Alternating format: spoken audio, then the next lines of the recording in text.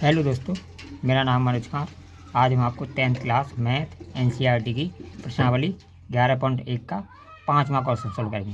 5वां क्वेश्चन है हमारा, एक त्रिभुज ABC बनाइए जिसमें BC 6 सेंटीमीटर, AB 5 सेंटीमीटर और कोण ABC 60 अंश हो, और एक त्रिभुज की रचना कीजिए जिसकी भुजाएं त्रिभुज ABC की संगत भुजाओं की 3/4 गुनी हो।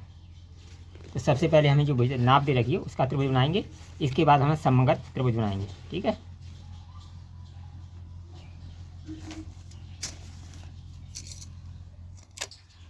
तो सबसे पहले क्या करेंगे, हमें कितना दे रखा है 6 सेंटीमीटर, यानी 6 सेंटीमीटर की एक रेखा खींचेंगे। सबसे पहले 6 सेंटीमीटर की एक रेखा खींचेंगे। ठीक है, हमने 6 सेंटीमीटर की एक रेखा खींच ली और इस पर क्या करेंगे, हम 60 अंश का कोण बनाएंगे। 60 अंश का कोण बनाना तो सभी जानते हैं। ठीक है, इस पर हमें 60 अंश का कोण बनाएंगे। इस पर हमने 60 अंश का कोण बना दिया। ठीक है, ये हमने इस पर चाप लगाया, ये हमारा जहाँ भी काटेगा 60 अंश का कोण बना दिया। और इसको हमने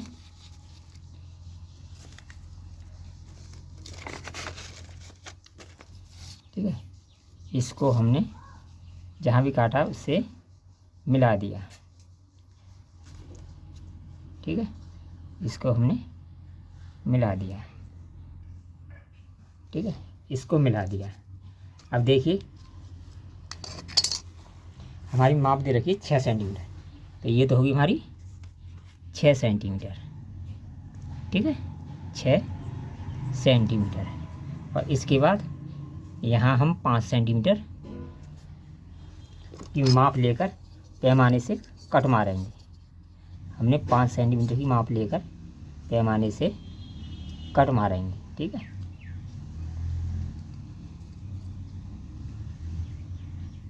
ये हमने 6 सेंटीमीटर नाप लिया है। ठीक है, 6 सेंटीमीटर की दूरी लेकर इस पर कट मार देंगे। ये हमारा कट ये आया। ठीक है, अब इसको हम क्या करेंगे, इससे मिला देंगे। इसको हम मिला देंगे इससे। ठीक है, इसको हम मिला देंगे। अब इनके नाम जो दिए हैं वो लिख देंगे।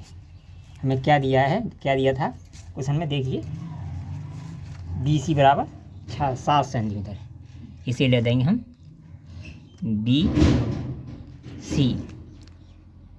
और ये A। क्वेश्चन में दिया था AB बराबर 5 सेंटीमीटर और BC बराबर 6 सेंटीमीटर और कोण ABC बराबर 60 अंश।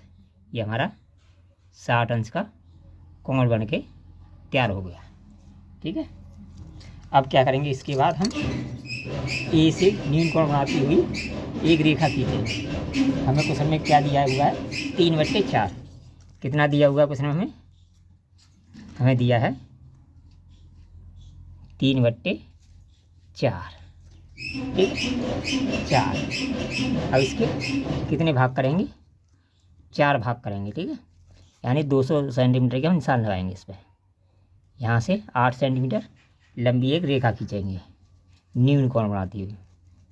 ठीक है, न्यून कोण बनाती हुई 8 सेंटीमीटर की एक रेखा खींचेंगे। ये हमने 8 सेंटीमीटर की एक रेखा खींच दी। इस पर 2-2 सेंटीमीटर पर हमें कट लगा दिए। ठीक है, 2-2 सेंटीमीटर पर कट लगा दिए। ठीक है, अब देखिए कट लगा दिए, तो अंतिम बिंदु को हमने इससे मिला दिया। अंतिम बिंदु को हमने C से मिला दिया। अंतिम बिंदु को C से हमने मिला दिया। ठीक है, ये हो गया हमारा B1, B2, B3, ये हो गया B3 और ये हो गया B4। B4 को C से मिला दिया। ठीक है, इसके बाद क्या करेंगे, इसके बाद इसमें एक पॉइंट से अधिक जो इनके बीच की दूरी है उससे थोड़ी अधिक दूरी लेके एक चाप लगाएंगे। ठीक है, एक चाप लगाएंगे। अब देखिए दूसरा चाप B3 को केंद्र मानकर लगाएंगे। ठीक है, B3 को केंद्र मानकर दूसरा चाप लगाएंगे। ये हमने दूसरा चाप लगा दिया। ठीक है, अब देखिए इनके जो बीच की दूरी है, इनके पहले चाप के बीच की दूरी है, उसको हम ले लेंगे। लेके जो हमारा दूसरा चाप है उसके जहाँ वो रेखा पर काटा है, ठीक है, उससे हम क्या करेंगे, एक चाप मार देंगे। और जहाँ भी ये चाप लगा है उसे हम B3 से मिला देंगे। किससे मिला देंगे? B3 से मिला देंगे। ठीक है, इसको हमने B3 से मिला दिया। ठीक है, B3 से मिला दिया। यहाँ बिंदु हमें प्राप्त हो गया कोई C डैश बिंदु हमें प्राप्त हो गया। ये B3 और C डैश B4 और C के समांतर रेखा होगी। अब क्या करेंगे, कोई दूरी लेके एक चाप लगाएंगे C को केंद्र मानकर। ठीक है, कोई दूरी लेके एक चाप लगाएंगे। ठीक है, ये हमने एक चाप लगा दिया। उसी दूरी से C को केंद्र मानकर एक और चाप लगाएंगे। C को केंद्र मानकर एक और चाप लगाएंगे। ठीक है, अब देखिए जो पहला चाप है, जो पहला हमने चाप मारा है, उन दोनों के बीच की दूरी लेंगे। ठीक है, ये काम मैं पक्की पेंसिल से कर रहा हूँ क्योंकि आपको साफ साफ दिखाई दे। ये काम आपको कच्ची पेंसिल से करना है। किससे करना है? कच्ची पेंसिल से। अब देखिए यहाँ से इस पर कट मार देंगे, चाप मार देंगे। ठीक है, अब जहाँ भी ये चाप मारा है इसे हम C से मिलाते हुए एक रेखा खींच देंगे। ठीक है, C से मिलाते हुए एक रेखा खींच देंगे। ठीक है, ये हमने एक C से मिलाते हुए एक रेखा खींच दी। ठीक है, इसका नाम दे दिया हमने B डैश। ठीक है, इस तरह हमारा एक जो हमारा 3 मीटर चालर त्रिभुज बन के तैयार हुआ है। यानी ये वाला यहाँ से यहाँ तक इसके 3 भाग और यहाँ से यहाँ तक इसके 4 भाग। ऐसे ये यहाँ इसमें 3 भाग हैं, यहाँ से यहाँ तक की दूरी के 3 भाग हैं। इस तरह हमारा ये त्रिभुज का बन के तैयार हो गया। अब लिखेंगे रचना औचित्य। ठीक है, तो पहले सबसे पहले हम औचित्य लिख देते हैं। हमने क्या किया है। ठीक है, औचित्य लिख देते हैं, कारण लिख देते हैं इसे। ठीक है, इसके बाद हम रचनाएं लिखेंगे। ठीक है, तो औचित्य में हम क्या लिखेंगे, देखिए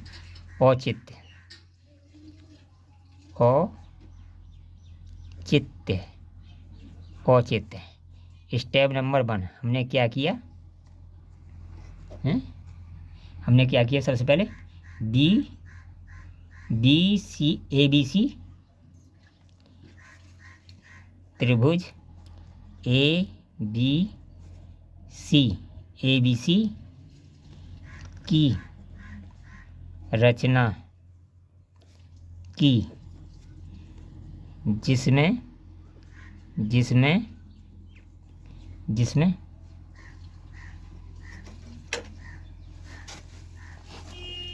चलो ये लिख देता हूँ, पर रचना लिख देता हूँ। ठीक है, ये रचना।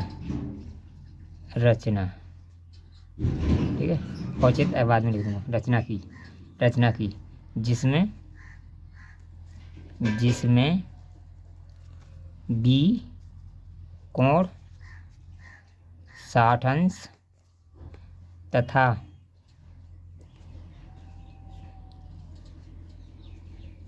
AB बराबर 5 सेंटीमीटर और BC बराबर 6 सेंटीमीटर। ये तो रचना हमारी फर्स्ट स्टेप हो गया। ठीक है, ये पहला स्टेप हो गया। अब लिखेंगे सेकंड नंबर पर हमने क्या किया था। B से न्यून कोण रहती है एक रेखा खींच। B से न्यून कोण बनाती एक रेखा खींची, ठीक है। बी सी न्यू कौन बनाती एक रेखा खींची, ठीक है। इसके बाद क्या किया हमने, इसके बाद हमने क्या किया था, हमने B4 को C से मिलाया, B4 ये सेकंड थर्ड है, ठीक है। B4 को C से मिलाया, इसके बाद मिलाया। और चौथे स्टेप में हमने क्या किया था, चौथे में किया था B4 C के समांतर B3 C डैश रेखा खींची, हमने खींचा B4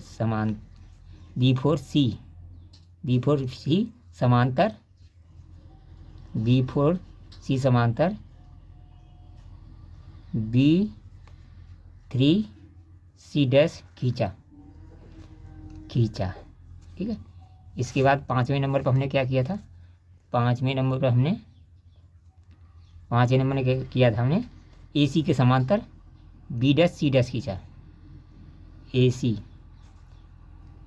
AC समांतर B डैश C डैश खींचा। ये तो होगी हमारी रचनाएं। अब लिखेंगे हम औचित्य। अब क्या लिखेंगे, औचित्य, ठीक है। अब लिखेंगे हम औचित्य, ठीक है।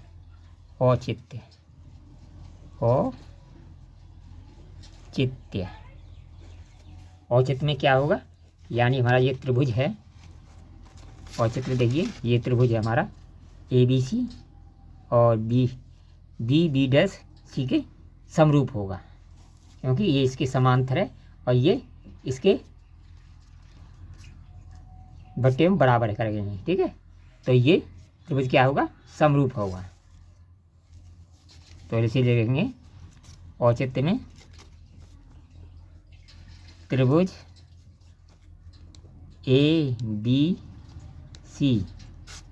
ABC समरूप होगा बी डैश सी डैश के, ठीक है, B डैश C डैश के।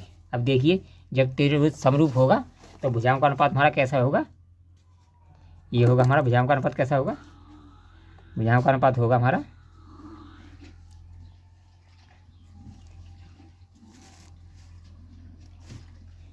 ये होगा हमारा बी डैश बट्टे बी डैश बट्टे AB बराबर B डैश C डैश बराबर B डैश C डैश बट्टे AC बराबर होगा हमारा B C डैश बट्टे BC, यानी ये त्रिभुज हमारे समरूप हैं तो भुजाओं का अनुपात कैसा होगा, बराबर होगा। अब ठीक है, बराबर होगा। इसी तरह हमारा ये नीचे वाला, ये नीचे है, ये देखिए ये जो नीचे है इसे देखिए, यानी ये अनुपात इसका हो गया, ये अनुपात इसका हो गया, ये अनुपात इसके हो गया बट्टे में, ठीक है। अब देखिए ये अनुपात इसका हो जाएगा, ये हो जाएगा हमारा BC ओ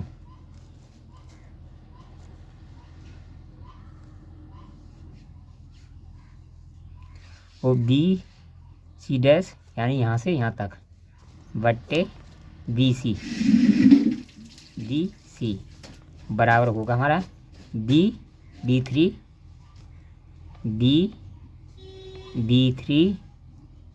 बट्टे B4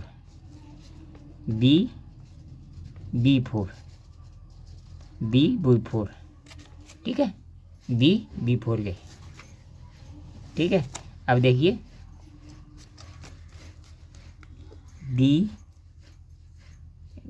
बी सी डैश बट्टे बी सी बराबर होगा B3 किसके बराबर है 3 के और B4 किसके बराबर 4 के। ठीक है 4 के। तो ये आ जाएगा बी सी डैश बराबर 3/4 बी सी। ये हो गया हमारा औचित्य। ठीक है ये हमारा औचित्य हो गया और ये होगी हमारी रचना है और ये हो गया हमारा चित्र। ठीक है इस तरह हमारा ये 5वां क्वेश्चन सॉल्व हुआ। अगर वीडियो पसंद आए तो कमेंट कीजिए, लाइक कीजिए, शेयर कीजिए। All the best. फिर मिलेंगे न्यू वीडियो में।